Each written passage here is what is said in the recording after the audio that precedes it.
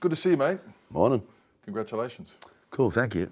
How much did you get to see? I've seen the first 3 episodes, Okay, cool. So you're pretty deep in there. so I'm halfway there. He's quite a guy. I mean, Hell of a character. how did you get in his head? The series is based off a book by a fellow called Gabe Sherman, and that's a very well, deeply researched book written over a number of years. So that really laid out everything. 26 years of age, he's the executive producer on the Mike Douglas show, which was the biggest thing on daytime TV at the time. And he made, a lot of innovative things come true on that show. They had Lady Bird Johnson take them through the White House, for example. It was the first time a politician's wife had been on daytime TV in America. Something that we just take for granted. Yeah. But back then it was a big deal, And then in '68 presidential election, one of his guests on the TV show was Richard Nixon. And he was standing backstage with him, and Nixon said some disparaging things about TV and wanting to get this over with because it's just pointless, And Roger, 26 years old, full of the beans of his youth and his position, turned to Richard Nixon and said, "If you don't start to understand television, you will never win another election in your life," right? And Nixon remembered it. Nixon's staff contacted Ailes and said, "Do you want to be the media manager on this campaign?" So in the course of his life, he did 3 presidential campaigns, or advised of 3 presidents, Nixon, then Reagan, and then later on George Bush Sr., who he became really good friends with. The thing that I really found, Richard, is it's so rich. He had an incredible life. In the 70s, he was a Broadway producer. After Nixon's unfortunate demise, he went on to try and set the world on fire on Broadway.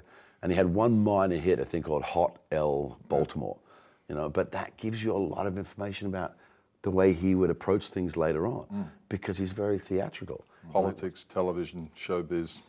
All together. What could possibly go wrong? How do you based your career, you've made your career by jumping into these characters and pulling them off so that, 100% believable? 10 minutes into this thing, it's not Russell Crowe there anymore, it's Roger Ailes. That must mean job well done for you, I guess. Yeah, man, it was a very difficult thing, and the makeup aspect of it made it torturous. I used to call it being in face jail, The first application took 6 hours. Eventually we got it down to about 2.5. Every day? Yeah, and that's between October and April, Jesus. With a couple of weeks off for Christmas. So mentally it was very tough. Because you also have the feeling that you're holding up 600 people. You've got everybody who's on the set, everybody, and we all need to keep going. So the discipline involved in taking in 24 pages of dialogue every week to deliver, so my weekends are all about the dialogue. But, also the skincare discipline, for example. Because if you tear your skin, they're not going to be able to glue it the next day. And that's what they literally do. They get super glue, stick this on your face, and then they paint you with spray guns like you're in the auto shop. It was kind of nightmarish, actually, to tell you the truth. But the core thing that kept me going was the complexity of the character, the way I got to play the cards on the character's behalf, and what we're really showing people. I just had an incident downstairs with the guy who went to introduce me, and his introduction was so biased that I didn't bother going to do the interview. I was like, mate, well, you've already made your mind up, and now you've told the crowd how to think, and that's not cool. But we're talking about bias in media, and you should be smart enough to not have a biased introduction, How will he be viewed, do you think? As a monster, as a creative genius? Not very well. Not very well. You Google search Roger Ailes, and it's just about his demise. 16 sexual harassment allegations and all of this stuff. But sometimes, man, I look at that and I look at him in totality. It's not that I'm on his side or anything like that, but I do know the details of his life. So, and without saying there's any forgiveness in this, it's just, 26, you're the executive producer of the Mike Douglas show when television is still brand new to us. Everybody wants to be on TV. It's 1967. It's the summer of love. You're feeling that power. What is he learning? What is he learning from people like Mike Douglas? But when you talk to the people that worked with him, and I'm talking about people who worked with him for 20 years, They talk about their love for him. They talk about his loyalty as a man. They talk about his insight in terms of television, the advice he gave them. And they all had stories, you know, the stories about the cleaning woman that Roger went and talked to. Is this all you want to do? Are you happy doing this? And she's like, oh, in my heart, you know, I've always wanted to be a makeup artist. So he set things in motion for her to go to school, learn that skill, and in a cycle of time, she's ahead of her makeup department. Wow. You know? And guys that were going to get fired because they did the wrong shot or whatever, and he would back his people. He would stand in front of the onrushing train and say, leave him alone, you know? And that's what people remember. So it's complex, man. You know the Murdochs well. I remember Rupert was at your party the night you won the Oscar. I mean, you know them well. And I don't have a close relationship with the family, you know? I did have a chat with Wendy Deng because there's a few pretty outrageous things, and I just wanted to find out from her if she felt that there was something in that, and she told me she did. So, you know, but I thought it was unfair to talk to Lachlan or Rupert about it because here they are, you know, real people who are being fictionalized, and we've got to remember that. This is, you know, no matter what cards are being put down by the show, it's still a fictionalized version of you know, recent contemporary history.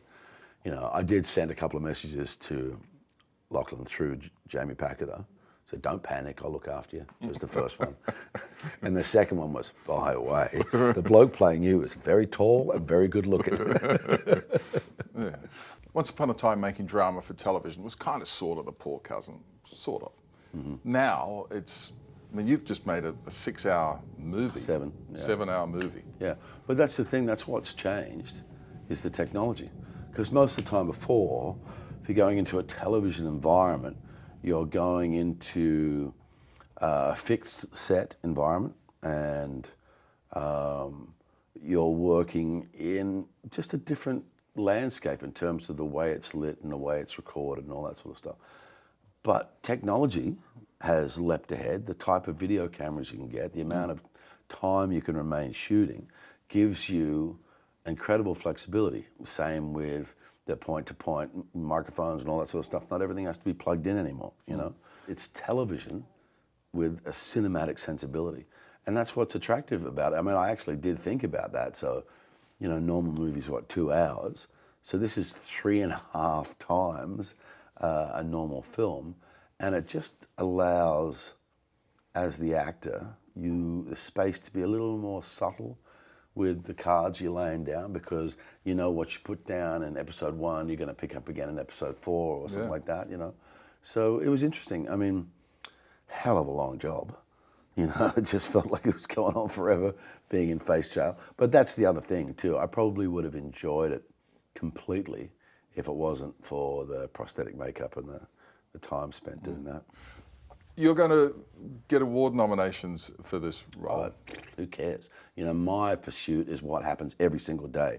My pursuit is the actress I'm working with, is she comfortable? Is she rocking? Is she feeling like she's in an environment she can do her very best work? You know, is the sound guy getting what he needs? Because I'll stop this if he's not really happy, you know, and we'll wait until he's ready, you know. That's what my job is, you know, that thing every day, setting a platform that everybody on that set feels like they can work to their very best ability. That's what my job is.